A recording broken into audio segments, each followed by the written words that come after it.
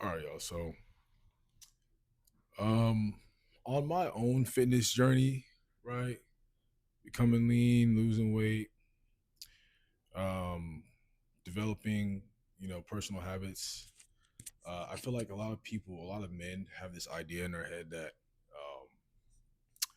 in order to become a top 10% male, right, amongst the pack, to separate yourself, that it's about all the things you do, right?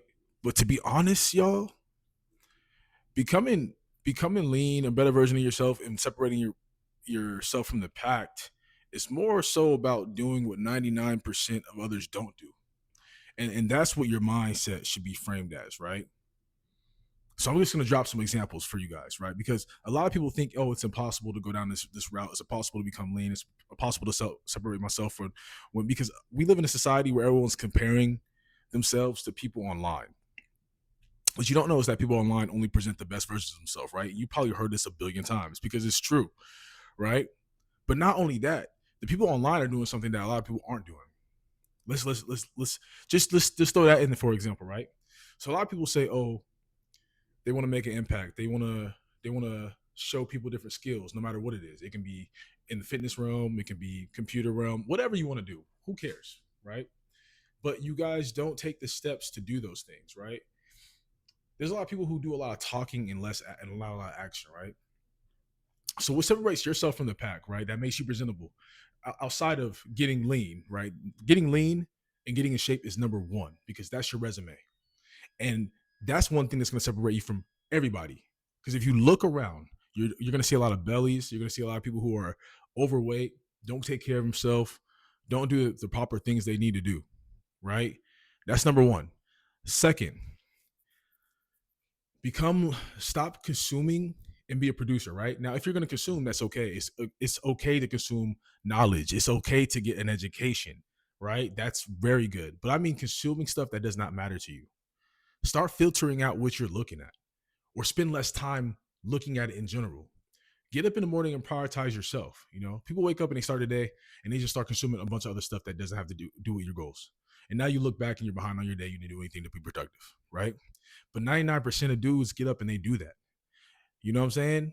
I'm sorry, 90% of dudes do that, and they're not anywhere they want to be. You want to be a 10%er. Figure out something to produce instead of consume, even if it's not social media. Produce your workout input, produce your business input. Wake up, get educated, and produce something that's going to help you build something around your house. Whatever you need to do, that separates you from the pack. Another thing, being prepared the day before. People like to get prepared the day of or in the morning, and they're like, oh my gosh, why am I behind on stuff? Know what you're going to do the next day, right? And I'm not saying you have to have everything down to a T. There's some people who really have things down to a T. But sometimes for me personally, I don't even list everything for the whole day. Sometimes I do. Sometimes I might just do the first three, four, five things, right? Because I list what's most important.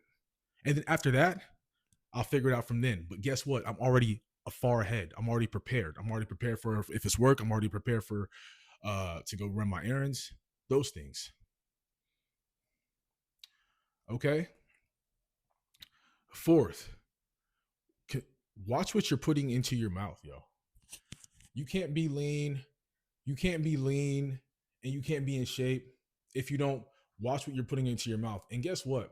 People don't understand that the saying you are what you eat comes from the fact that when you consume certain things, junk food, things like that, it actually affects your mentality, your drive, your hormones, how you feel, because you've been consuming garbage all day. One of my old friends, right? Still a friend. I just don't talk to him that much. We live in different states. But you know, and don't be offended if you see this. It's okay. It's all right. He has a body type, right? That's very that we call what is it? I think an ectomorph. You're very skinny. You don't put on weight. So a lot of people get the idea that, oh, I can eat whatever I want. It's fine. Guess what? People who are ectomorphs, they still develop diabetes. They still develop health issues down the road because guess what? They're looking at their body saying, "Oh, I can't put on weight," but then they've been slamming down candy all day, BS all day, and now their cholesterol levels are messed up. They can't run. You know what I'm saying? I remember we ran across the street and he was tired. Dude's a twig. We ran across the street. We were running across the street because we took a walk to the store. This is back in like high school. We walked across the street. Dude was tired. So for example, so people need to understand that what you are truly what you eat. Stop putting BS into your mouth, right?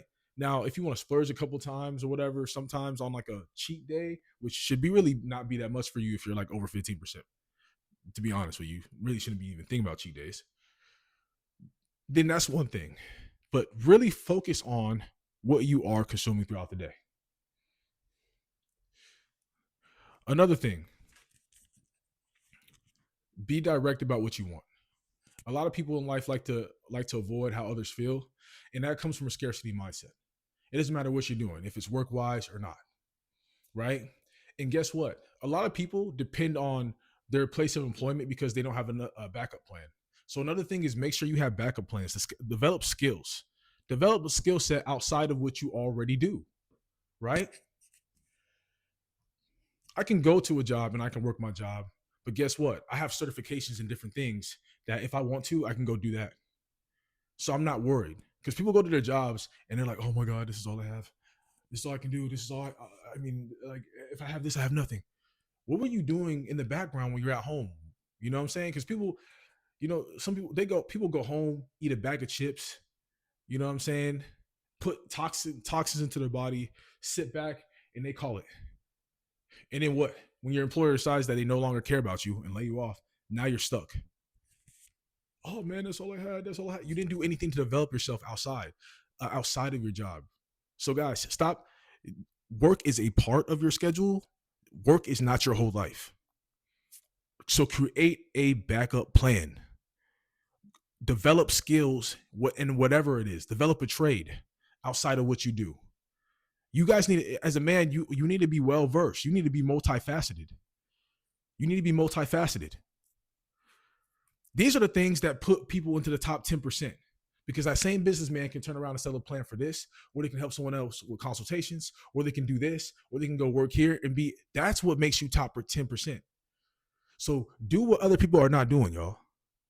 Do what other people are not doing and actually put more time into developing yourself. That is what's going to make you 10%. Because when you're putting everything else into the world, but you're not developing yourself as a man,